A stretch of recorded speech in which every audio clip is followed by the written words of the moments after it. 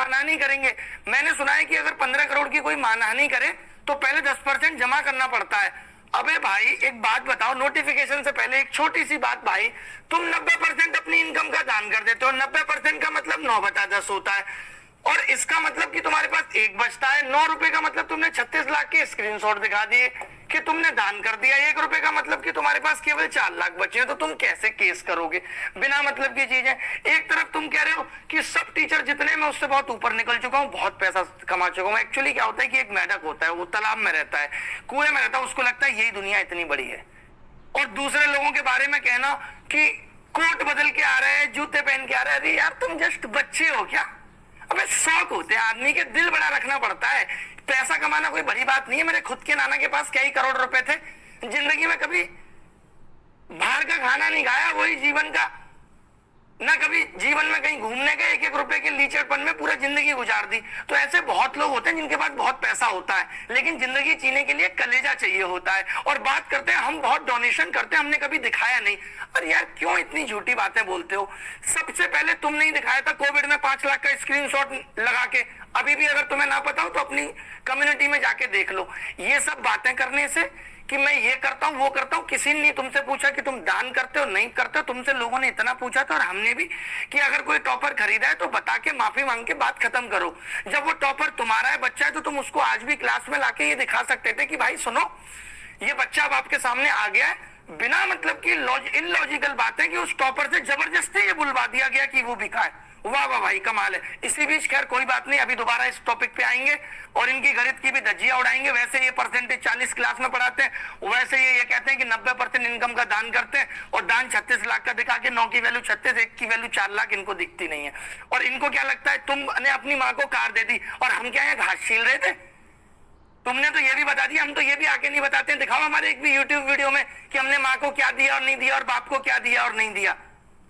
तो ऐसा किसी और के बारे में कुछ भी कहने से पहले अपने गिरेबान में झांक लो। एक आदमी जो तुम्हारे बारे में कहते कि तुम कितने सही आदमी हो, इसलिए बिना मतलब की बात है आज से हमारे बारे में मत कहना।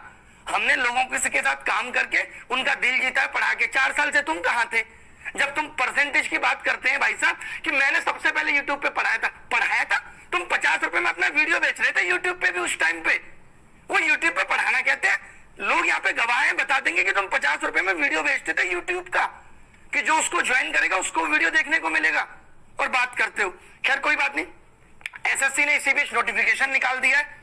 इन सब पे एक लंबी बात होगी, लंबी बात हम लेके आएंगे और बहुत अच्छे तरीके से बात करेंगे। अब मैं सच बता रहा हूं, अगर मेरे बारे में बिना मतलब की बातें ही तुम कर सकते हो, सही बातें तो तुम्हारे पास है नहीं, क्योंकि जिसने सच हमेशा जिया, जिसने हमेशा ईमानदारी रखी, उसको कोई चोट नहीं पहुंचा सकता।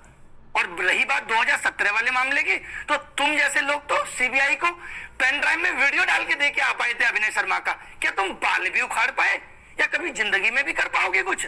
क्योंकि जो सच्चा होता है उसका कोई कुछ नहीं बिगाड़ सकता। तुम्हारी शक्ल बता रही है कि तुम रो रहे हो। कहते हैं ना, कुछ इस तरीके से बर्बाद हुए हो तुम, रहा भी कुछ नहीं और गया भी कुछ नहीं। और अगर अभी भी जो आदमी गलती करके भी सीना चोरी करे, चोरी ऊपर से सीना चोरी, वो बहुत लंबा नहीं चल सकता। तुम बच्चों को इमोशनल दिखा के बेवकूफ बना के जीत सकते हो, लेकिन हम सब बच्चे नहीं हैं, पालने में खेलते हुए लल्ला नहीं है जो हमें बेवकूफ बना लोगे कि तुम 90% दान करते हो। तब के अब चुके लोग दारू पिलाने के शौक है तुम्हारे, तो बात करते हो कि तुम बहुत अच्छे आदमी हो। तो इसलिए मुंह ना खुलवाओ, बिना मतलब की बातों में कुछ नहीं रखा, खुरपे आ जाने हाथों में। भाई साहब के डायलॉग्स तो देखो, भाई साहब डायलॉग मार के कह रहे हम तो मुखर्जी नगर में इकलौता ऐसा टीचर था जो इमेज बचा के चला आया, और हम क्या कर रहे थे, वो रासलीला बचा रहे थे। मैं तो क्लास में ही जाके बता देता था बच्चों को मेरे 2-3 बच्चे हैं, और नहीं बताते तो तुम तो देवानंद हो, लड़कियां मरी जा रही थी तुम्हारे ऊपर।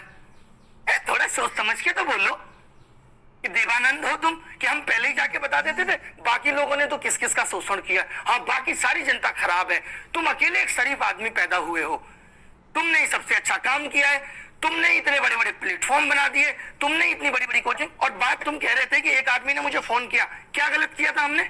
फोन करके खाली तुमसे यही तो पूछा था हमने कि भाई ये बात गलत है सही है। तुम बोले कि नहीं तुम तो मुझे जानते हो, तुमने वहां पे भी हमें घुमा दिया। और फिर जब हमने कहा कि हम तो इस पे वीडियो बनाएंगे, हमने एक वीडियो डाला भी, हमने कहा सर ऐसे वीडियो ना बनाए, तो तुम बोले नो इश्यू, जस्ट एंजॉय करो एंजॉय। तुमने ही कहा था हमने गलत क्या कर दिया? एक बात आपसे पूछ ली तो हम गुनहगार हो गए। भाई क्यों? एक मैडम ने वीडियो बनाया कि जी ऐसे ऐसे टॉपर देखा, हमने उस पर सवाल कर दिया, हक नहीं है हमारा एक नागरिक होने के नाते, और अब तुमने उसको घुमा फिरा दिया कि बिना सबूत के मत बोलो। अरे तुम बोल रहे हो भाई बिना सबूत के, इस बात को सुप्रीम कोर्ट में खींचने की क्या जरूरत थी? और सुप्रीम कोर्ट में कौन लेके जाता? पहले डिस्ट्रिक्ट कोर्ट से शुरू कर लेते। बिना मतलब में लोगों को डरा के भौकाल बना रहे हो, कोई जरूरत इसकी नहीं थी। सिंपल आते टॉपर को कहते अगर उसने गलती की है तो हाँ भाई इसने गलती की और हमने इसको एज ए 15 लाख इनाम दिया था और हम उस इनाम को भी डिस्क्लोज नहीं करना चाहते थे, बात खत्म हो जाती वहीं के वहीं। बिना मतलब की बातें बस मुद्दा भटकाने पे लगे हुए, दुनिया भी यही कर रही है, कुछ नहीं रखा भाई। इन बच्चों को पढ़ लेने देते हैं, इसको खत्म करते हैं। सबसे रिक्वेस्ट है तुमसे भी और बाकी से भी, अब